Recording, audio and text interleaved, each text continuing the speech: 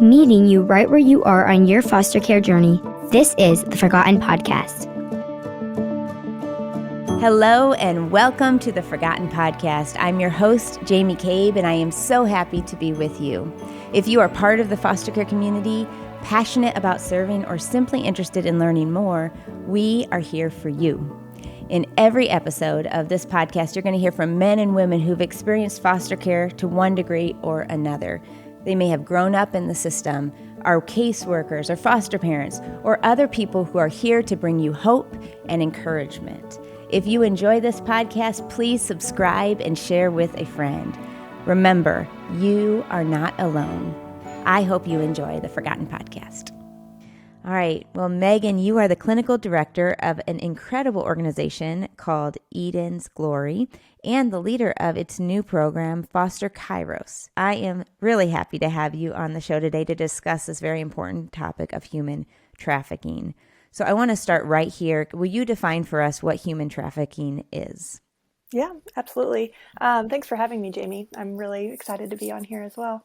So human trafficking, the main way that it is defined is using force, fraud, or coercion to make someone do something that they don't want to do. There's two main types. There's labor trafficking, so that's using force, fraud, or coercion to have someone do acts of service for you. That could be domestic servitude, slavery, that kind of stuff. And then there's sex trafficking, which is using force, fraud, or coercion to have someone engage in sexual acts, pornography, stripping, prostitution, that kind of stuff. Okay. Where did your passion come from to help and get involved in this work? Yeah. When I was 16, my dad's a pastor, so he did a video at church for our mission moment about human trafficking. And from that moment on, I just felt like the Lord said, this is what you're going to do. This is where you're going to work. So from then on, I focused my studies around that, just trying to figure out how I wanted to do it, where I wanted to do it. As I was going through college, I just got really invested in women's rights and gender equality. And so working at a home for survivors of human trafficking, primarily sex trafficking, has just kind of flowed out of that. Wow, that is amazing. At 16, I have a 16-year-old. Oh, really? And yeah, that is... I think we say often here at TFI, awareness leads to action, and that's exactly what happened with you. It just caught your heart, it sounds like. Yep. Did your dad have any idea that would grab your heart in the way it did? No. It was just every week we did a mission moment about something, and that week was on human trafficking. And from then on, I was like, okay, this is what I'm doing. Wow. That's really cool. Yeah, you mentioned what Eden's Glory about a home for survivors. Tell us more about that so we can know just better understand this. I looked it up. I was fascinated by all that you guys do. So share with all of us. Yeah. So we are a home for survivors of human trafficking between the ages of 18 and 30. We can house up to 5 women at a time in our home, and they can stay for up to 2 years. Our first year really focuses on healing, finding healing after the trauma that they've been through, meeting Jesus, encountering the Lord. We are a faith-based program. We don't mandate that our ladies have to be faith-based to come in or have to believe in Jesus, but we just let them know we're going to talk about Jesus when you do come. So that first year, like I said, really focused on healing, doing a lot of trauma recovery, addiction recovery, eating disorder recovery, whatever all is involved in that.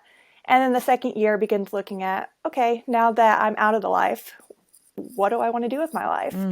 And so we help pair them with internships. We help them finish getting their GED. We help them take college classes. We help them find a job and slowly help them transition into independence. Wow, that is awesome. Yeah. I'm going to pause here for a minute and just if you don't mind pushing your hair back, I think it's hearing some feedback there. Yep. Thank you. Okay. And I love that you even have it where the beginning is more healing and just focused on that, and then the second half is like future. Let's move forward. Do you ever keep ladies longer than the 2 years? We have an extensive alumni network. So once the 2 years is up, we do not, say, all right, bye. We very much want to be involved with them as much as they want us to be involved. And so that looks differently with each lady. Some don't stay the whole 2 years, but we stay in contact doing phone call updates. We have one lady who did the full 2 years and is now working with us as one of our house managers. We had one who did the full 2 years and then moved back to where her family's from. So it's really just dependent on what they want to do. Obviously, we don't want to just say, 2 years is over. All right, bye. Whatever works best for them, we want to help with that transition process. But that's your general timeline. Yep. Yeah, very cool. Okay, so tell us about this new program that you're now leading. It was really birthed out of things you were hearing from Eden's Glory. Talk to us about why you started Foster Kairos and what happens there. Yeah. So we, like I said, work with women ages 18 to 30, but we kept hearing from so many of them as we were digging into their stories about how often the trafficking started before they were 18.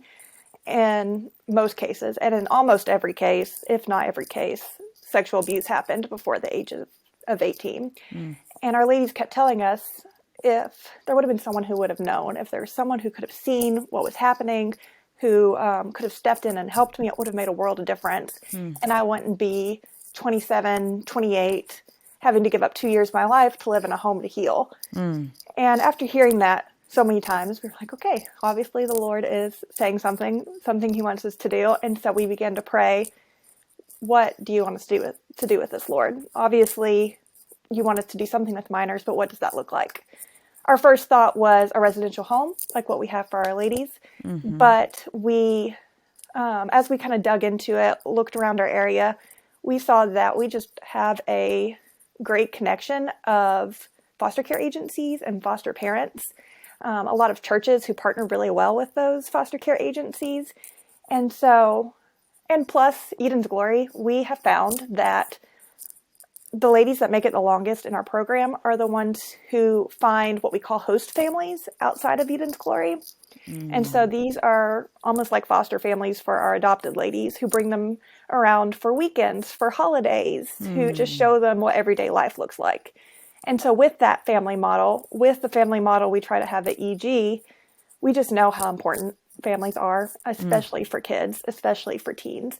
And so we just realized that there's a way that we can help provide the support that these kiddos would need, that they would get in a full restoration home, but still allow them to be in a home with a family. Then that's what we wanted to do. And so that's kind of where Foster Kairos' heart came out of, is we want to partner with foster care agencies, foster care families, even birth families if their kiddos are still with them, and provide them with the therapy, the support that their kids would get from a home, give the parents the support and the trainings that they might need, but still let the kids be able to be in a home environment. Yeah. Wow. I love it. I love it. So Megan, on your Instagram, you shared a sobering statistic. You said 60% of all child victims nationwide have a history in the child welfare system. Why do you think this is the case? It really comes down to vulnerability of these kiddos in the child welfare system. Traffickers are looking for kids who are the most vulnerable, and that is a big area where they can hit those kids, reach those kids. A lot of these kids have a lack of familial support. They don't have that family to lean on who's keeping an eye on them sometimes. They can feel disconnected from their family or disconnected from close support and relationships, and so they're looking for that somewhere. There's a higher percentage of runaways in the child welfare system, and traffickers somehow sense runaways. There's a study that shows that 1 out of 3 runaways within the first 48 hours are approached by a trafficker. They just sense it, they know it, they see it. Also, a big vulnerability is a history of trauma, and so that also plays a lot into kids who are in the child welfare system. And then just a big thing that human trafficking comes out of is poverty. And again, sometimes these kids in the child welfare system are coming from a place of poverty and looking for a way to get their resources met, get their needs met. Yeah. How much happens where people are meeting online, and how much is happening, maybe, I don't know if you know this, but where they are, like you said, runaways, or they're approached in public? Yeah, I mean, I think it really just depends on where they can meet them. Obviously, a huge amount happens online. If there are availability of kids who have lack of support and they meet someone in person through living in the same neighborhood, through going to the same hangouts, then that's also going to be through that as well. Are traffickers using, I mean, are there common sites online, or is it just like Instagram, Facebook? I mean, are they kind of infiltrating or any sort of social media network, or is it more like chat rooms or things you sign up for? Do you know that? It really is all of the above. We Really? do a extensive internet training for our parents with Foster Kairos. We've also went ahead and recorded it and put it on our Facebook for anybody to watch who wants to. And when I tell you that there are so many apps to go through, and so many that are well known, and a few that are like, I have never heard of this before, and it sounds super sketchy, just the premise of it. I don't know who would use this other than traffickers. And so you kind of just see that it's just all over. Everywhere. Yeah. Wow. Which is why it's so important for us as parents to be training our kids on what to be looking out for. Absolutely. Or, I mean, just on privacy and what you put out. And okay, let's talk more about the trafficker. I mean, we talked about vulnerability already, but more specifically, what are they looking for? How do they recruit? How do they groom their victims? Because that is, these kids who are falling under this are absolutely victims. Yep. Yeah, absolutely. One of our ladies who came in just had a great statement. She said, these traffickers become what you need. If that's a parental figure, they become your parental figure. If that's just a friend, they become your friend. If it's a boyfriend, they become your boyfriend. So basically they find where that gap is, where can they step in and fill that, and then that's the way they're going to do it. And then once they have gotten into your life that way, once they have gained your trust and gained that relationship, and they're the one that you're depending on, they're the one that you're going to with everything, then they'll slowly expand your boundaries.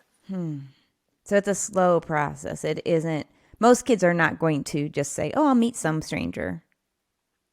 Right. So Like a lot just of times, off the top, right? When you first meet right. someone. Yeah. A lot of times they'll talk for, weeks, months, and feel like they really know the person. And you see this so often with teens. You'll hear that they're talking to someone online who they've never met.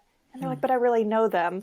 I get to see their heart. And in a lot of cases, you're like, but it really does matter who's on the other end of the screen. That is super important to know. So again, goes back to online safety really with that. Wow. And are most traffickers, when they're looking to, I guess you said they fill the gap, but most of them, like let's say it's a 40-year-old guy, is he coming in often as like a 15-year-old boy? Like is he, or not necessarily? Or is there a normal? There's not necessarily a normal. It's kind of meeting, what exactly they need. And so they're going to have different traffickers who are at different points. And so I've heard from many of our ladies that they actually got recruited in from another girl because that girl stepped in as a friend and then brought them into the life. Or it may be a younger guy who's kind of the boyfriend trafficker who brings them in. So it's really just dependent on their circumstances. Yeah. So there's a whole network behind the ones who are out there meeting people often. Often, yes. Wow. Let's talk about the connection between pornography and human trafficking, both for the trafficker and the victims. Absolutely. This is something that I am super passionate about. I did a Facebook video on it a couple months ago. And the root of it really is that porn fuels demand, which fuels sex buying. When people are watching these videos, when women are continued to be sexualized and seen as a commodity, then eventually the videos, one, they don't have enough people to do the videos. And so trafficking happens in those videos. And then two, at some point, the videos don't become enough. And so these viewers then begin searching for people to engage in these sex acts with. Many of our survivors have been either forced into porn or been videoed and then posted on porn sites. There's so many cases of times of videos being put on porn sites that are not, what's the word I'm looking for? Agreed upon by the parties. They may not know that they're being recorded, or they may not have agreed to be put on these websites. A lot of these porn sites have come under heavy fire for that recently, which is really good. But in a lot of ways, once one comes under fire, then it kind of just pops up on a new website and just kind of continues that way. But almost, if not every John who buys a woman started off with porn, and at some point porn just wasn't enough. And the porn agencies know this, and they are putting in things that cause it to expand. So, for example, with any organization, the most cutting edge stuff is going to be put forth because you want to be the company that has that. And so it's going to be the same with porn industries. They're going to put out the most cutting edge stuff. And so at this point, studies show that over 90% of the most popular viewed scenes in porn had some sort of violence against women in it. Oh, my goodness.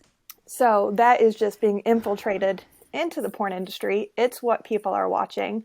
And a lot of times with the average age of beginning to watch porn getting younger and younger, it's hitting our young boys at a very vulnerable time and teaching them what they think sex is supposed to be. There's another study that showed that 10 to 15-year-olds who watched violent porn were 5 times more likely to try it out and to try out having violent sex, which violent sex is, of course, another word for rape. Right. And 80% of teens say they want to reenact what they saw in porn. And so again, they're seeing it. It's they're seeing the sexualization of women. They're seeing the violence against women. They're seeing the commodification. And then they go out into the world and they're like, where can I get this? Right. And that just expands the industry. And again, we don't have enough women who want to be in the industry. And so that causes trafficking, where women are forced or coerced into the industry. We don't have enough women who choose to be in the porn industry, so that forces human trafficking. That is, wow. And when you're talking about kids, young kids seeing this kind of porn, and the human, like, sin is always going to take you deeper, deeper, deeper, right? And once you see something, you're going to want to see more, like you said. Yep. How do you stay grounded? It, of course, can be easy to get caught up in, all these men and all these boys, but then I go out into my community and I see these men who just provide free services for our ladies. They mow our lawn. They help take care of their cars. I, see these boys that are in school and they're still learning, and they are invested in knowing about Jesus, and they're joining D groups. And so my heart is just, it's not too late. We can still step in. We can still spread this awareness. And for those boys who didn't have that intervention early on, I mean, I think there's definitely a need for John schools for anti-trafficking support that directly goes to the traffickers, to the pimps, to help them realize the extent of what they're doing. But like you said, all of it comes down to sin. All of it comes down to Satan is so intricately intertwined in this. But we know that Satan is a defeated foe. Right. And so we can come in knowing that we have the power of Jesus behind us, and that he cares about each and every one of these people who are caught in trafficking, whether that's the traffickers or the ones being trafficked. And he is moving in amazing ways. We hear that over and over again from our ladies who come in, of hospital staff who noticed something weird and made a call, and that got them out of it. Just little things that you're like, okay, that was the Lord. And we know that he is very much involved in this. Absolutely. Yeah, I was flying this weekend, and, in the bathroom, in the stalls, having those signs that say, if you see anything or if you are caught in this, how helpful are those things to gals or guys being trafficked? Yeah, I mean, I don't know statistics or anything like that, but I assume it's super meaningful, especially just to have it in different languages Yes. on the airports and in places that are private where they're going to be by themselves, like you said, in the bathroom stalls. Yep. It's just been thought out really well of ways that they can kind of pinpoint who might be needing it. Yeah. Yeah. Wow.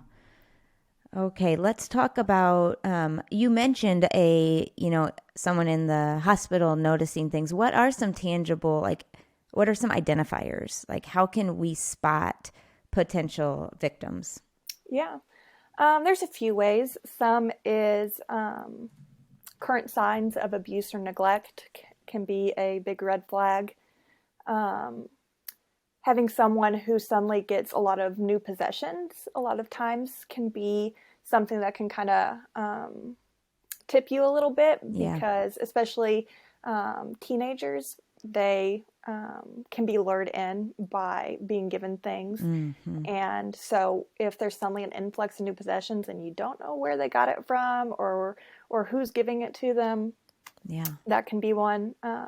Seeing kids that are fearful, anxious, depressed, who are sleeping a lot during the day, who you don't know where they're going at night, if they don't have a lot of parental support at home to be watching them to see where they're going or what they're doing.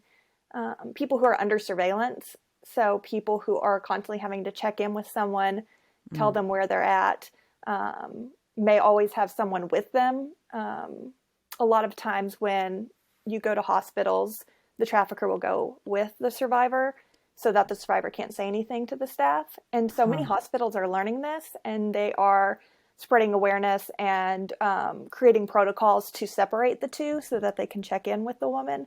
So again, if they are really just having someone watching over their shoulder a lot, if there is confusion about where they are, if there's a lack of documentation, if they mentioned someone having their passport, someone having their ID, people who are working excessively long hours. I heard of someone who they started frequenting a restaurant and just really noticed that the staff was always there and it was the same staff, and just kind of began digging in and realized that the staff was literally living there. And an owner had all of their documentation and was making them work there and pay off him bringing them to the U.S. So that's trafficking. And so I thought that was such a cool story, because it's just someone who's going to the same restaurant over and over, who knows the signs and who is able to report it. Kids who might have too much knowledge about sexual acts or street smarts. They might be missing school a lot. They might be running to something or from something. Their stories may not make sense. They may be very secretive about who they're talking to. A lot of times there can be tattooing or branding from the trafficker to kind of claim ownership over the person. So that's just some. Again, if your teenager is pulling away and they're alone in their room, I'm not saying they're being trafficked. It very much is. Hitting several of the red flags and getting in there and asking questions. Right. Absolutely. And that is interesting to me, because I think it's natural to think someone who's in sex trafficking has been removed from, kidnapped. But you're saying that people are still going to school and still kind of living life, and yet at night maybe they're being trafficked. Yep. Wow. Is that a common misconception? It is. Yeah. Because that's kind of what you see or hear about, in the movies or whatever, that they've been taken into sex trafficking, right? Yeah. Yeah. In many cases, when it started when they were younger, they're still going to school. And so they may be missing a lot of school. They may be really tired through the day because of what they're doing at night. But a lot of times they're still there. There's still people that could spot it and notice what's happening. We had one mom who came to us after a training and said, "This is what happened to my daughter. I found out that she was sneaking out the window at night to get trafficked, and I had no idea." And so she was still at home with her family and was still being trafficked. Obviously, I don't tell this to scare people or, but again, just like you said, to kind of help with that misconception that they're being kidnapped or taken and then they're off somewhere else being sold. Right. Yeah. And that means the trafficker has such a manipulative or fear-based hold over these kids Yep. that they still exist in some of them in their homes. Or like you said, a lot of times it is where there's just no parent supervision or, but even going to school, that's, wow. All right. I also know that you do a lot of training on trauma bonds, what they can look like for all, and especially in human trafficking survivors. Speak more to this and even what you mean by trauma bonds. Yeah, absolutely. So trauma bonds they come out of the result of ongoing cycles of abuse when there is intermittent reinforcement or rewards and then punishment, and those are cycled back and forth. And then this causes emotional bonds between the two people that are really resistant to change. So that's basically what trauma bonds are. A lot of times it can be seen as this really out there thing and not sure how it really works. But the truth is that this part of the brain is the same part where addiction is. And so in their brain, the same way that when addiction happens of you try something, there's a high, you're chasing after that high, and you're not able to get back up to it. It's the same way with the trauma bonds of your good times with your abuser is that high that you're chasing, and you continue to chase it and continue to chase it, knowing that slowly over time the high is getting less and less, and you're just not able to reach it the way that you were at the beginning. And so a lot of times with trauma bonding, there's a ton of love bombing is what it's called at the beginning, so that there's this high that eventually they start to take away and you keep trying to go towards. But a lot of times trauma bonds can also really hit on, like we talked about earlier, kids who have been raised in abusive homes, kids who have a history of trauma. It really can tap into that. So as kids, when we are in distress and we reach out to somebody for support and comfort and they give it to us, that releases oxytocin, and that's a connecting bond. When the same person who's releasing that oxytocin then becomes the same person who hurts you or abuses you, then it creates that that inconsistency, and yet it still has that bond in between you of this is the person that I go to when I'm hurt and I'm in need, and yet this is also the person that is hurting me. And so that reenactment often can happen throughout their life. It happens with their parents, and then that's what they find that they're comfortable with, and then that's what they go after in relationships. Also, with trauma bonds, a lot of times you are in a place of stress because of what's going on. Your brain's trying to understand what's happening, trying to wrap itself around it, and so your brain ends up releasing a lot of cortisol, which keeps you in what many times we call the fight, flight, freeze model. And when you're in that model, then you aren't thinking clearly. You're not able to problem solve. You really are just, how can I get to the next moment? How can I get to the next moment? And so it really keeps you in that.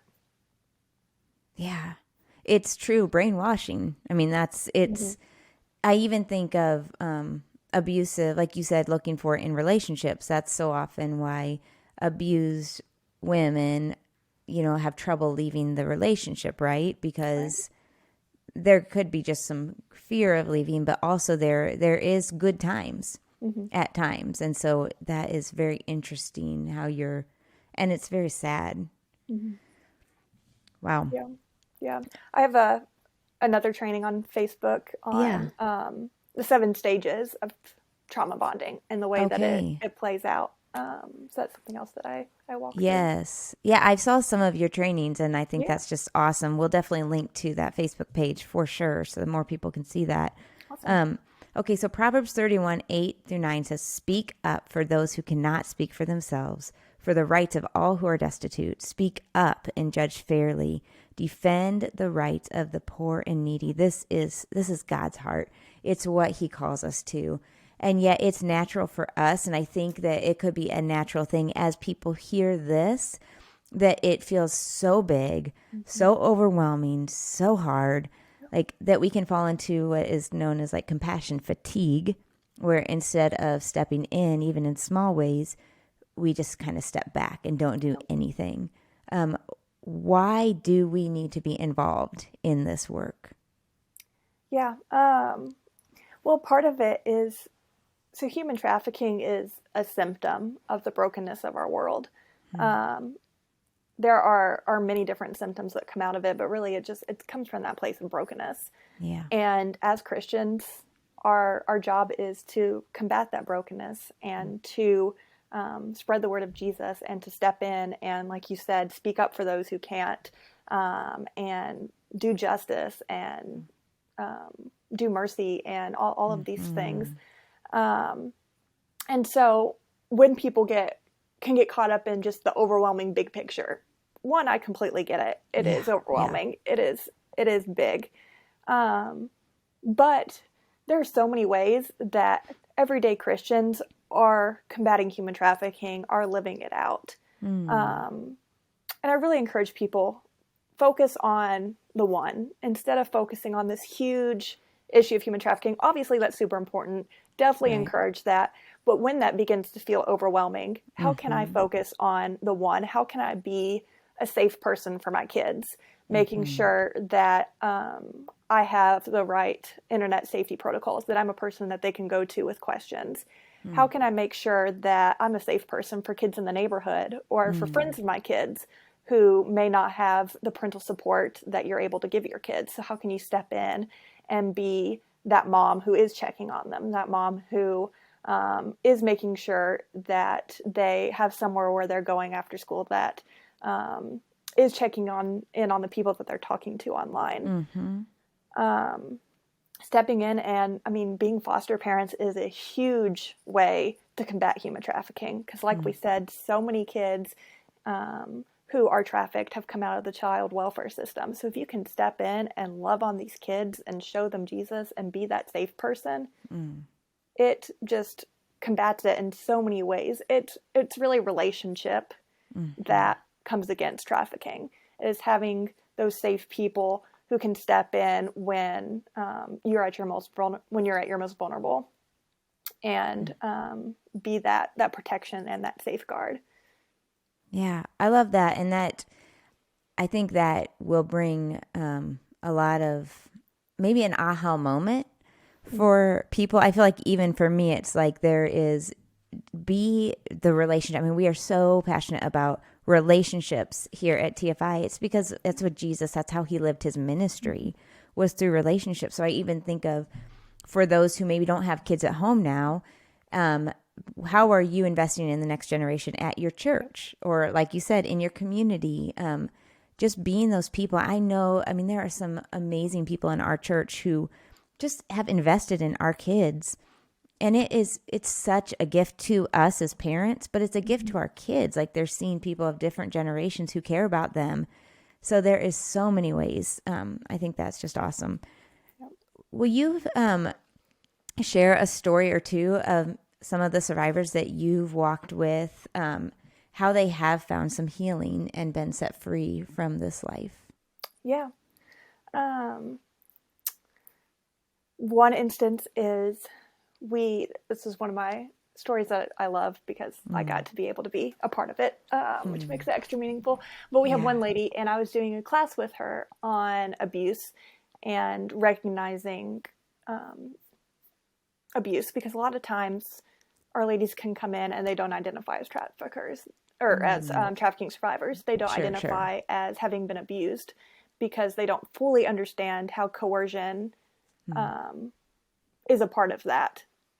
And so we were doing a class where I was talking about when does it become, or like consent, and what is consent, and when is it rape, and kind of walking through that. And she had this huge aha moment of, oh my gosh, I was raped, I was sexually abused, and that caused me to go into this life, and that pushed me into this life. And it wasn't my choice, it wasn't my decision, because for this whole time, she thought that she had consented from the get-go. And so it was her decision and her choice.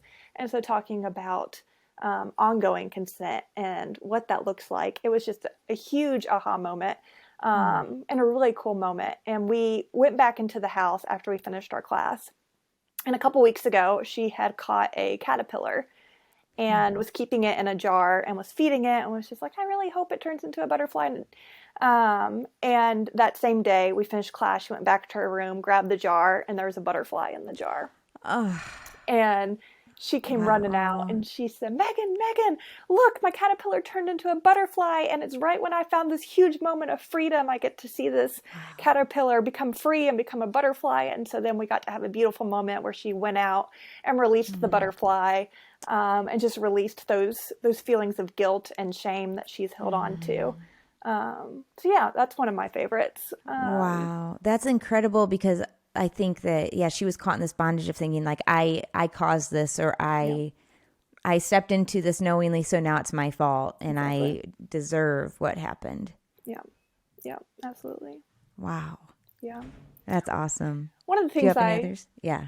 One of the things I love about our program, we have had recently a lot of ladies who either graduated from Eden's Glory or ended up leaving, reached back out to us. And what we heard over and over and over again was, when I was here, I was introduced to love.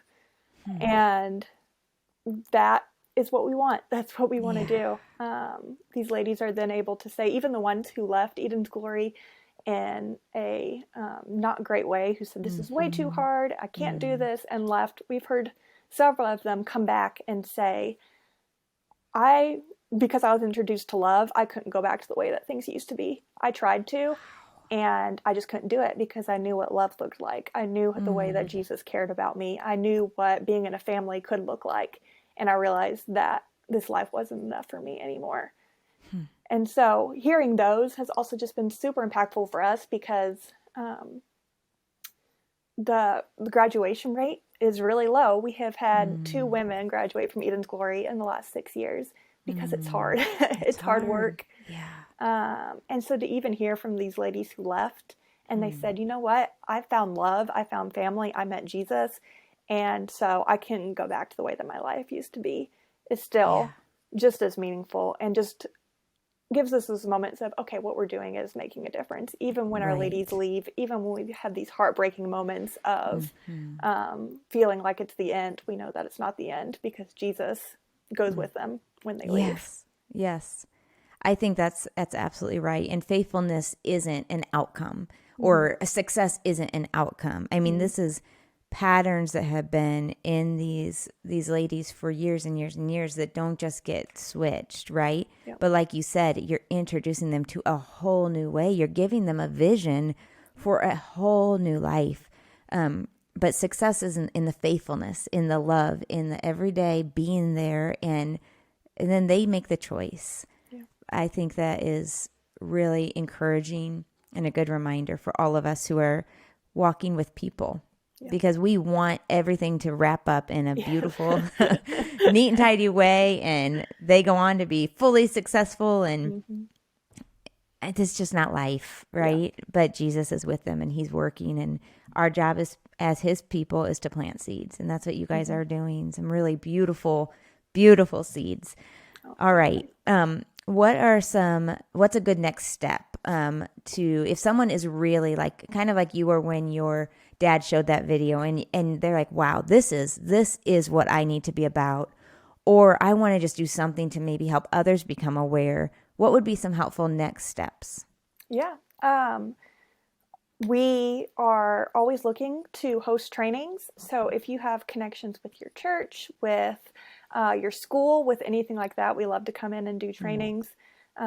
Those trainings can be anything from just Human Trafficking 101 to internet safety, to talking about trauma bonds and safe relationships, just kind of figuring out what the specific training area needs, and kind of stepping in and meeting that, so that we can raise awareness. We can kind of step up against some of those misconceptions that a lot of times people can have.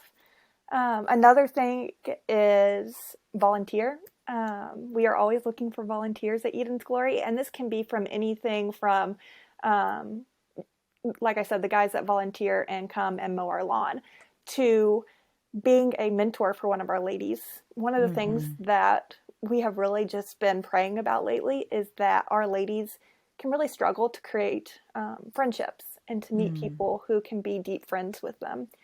And obviously, like we've talked about, we're people, we need relationships. And so people who can come in and mentor our girls and be their friend and hang out with them and show them everyday life and what that can look like. Yeah. Obviously, donating to organizations that specifically work with survivors of human trafficking, that raise awareness, that combats poverty, that combats gender-based violence. We have a really cool thing that we're doing now called Freedom Dinners. And so we have a chef who works in a restaurant, and he comes in and he cooks for a family and their guests, and our staff comes in and shares the story of Eden's Glory. Yeah. Our one of our survivors who graduated and now works with us comes and tells her story, and it is beautiful. I cry every time. And just kind of fills those people in during the dinner on what human trafficking looks like. So yeah, there's a lot of different ways that you can get involved, that you can learn even more about how you, wherever you are at in life, can make a difference. Yeah. So tell me more about the trainings. Like, is this, does this need to be, if someone wants to host a training, does this need to be a local thing that you guys are coming in person? Do you do virtual trainings? With COVID, we have started to do things a lot more virtual than we ever thought we would. So virtual is an option for sure. Okay. We love to be in person just because we love to have those connections. But if that's not an option, then we can discuss different ways that we can make it work. Cool. And are you guys able or willing, I guess just able to travel to, I'm just thinking of if someone listening in another state wants this, is that something that you guys are equipped to do at this point? Or would, should people be reaching out if they want to host an in-person training far away from you? Yeah. For some of those cases, we have packages. And so helping provide the flight and the mileage and stay for our staff to be able to do those trainings. Okay. So it's definitely an option though. Yep. Great. Well, as we close out, I can't help but think there might be someone listening who is vulnerable, who is maybe caught in this, who is or at risk. Will you speak directly to this person? Yeah, absolutely. A lot of times we can end up in situations in our life that we feel there's no way out of, and we feel like we're caught in this and we've made our decisions and now we just have to live with them. But the truth is that is not the way that life has to be. Jesus has loved you so much that he has come down to this world and died for you and wants to set you free in so many ways. And so he does not want you to be living in a place of, well, these are my choices, now I have to sit in them. And so if you are caught in a place where you are being forced to do things that you don't want to do, if you are being coerced into doing things that you don't want to do, reach out. There are many resources. A huge one is the Human Trafficking Hot Line. That number is 888-373-7888. You can also text them. That number is 233-733. And even if you're like, I don't know if I'm a survivor, I don't know if this is trafficking, I don't think it is, still reach out. They can answer your questions. You can be anonymous and just kind of figure out what exactly is going on, what situation you're in. Thank you. Well, Megan, it has been an absolute privilege to have you on. And I do want to just echo, if there is someone here that feels like, man, this is speaking to me and I am in this situation, like definitely reach out. Your life matters so much. And none of us are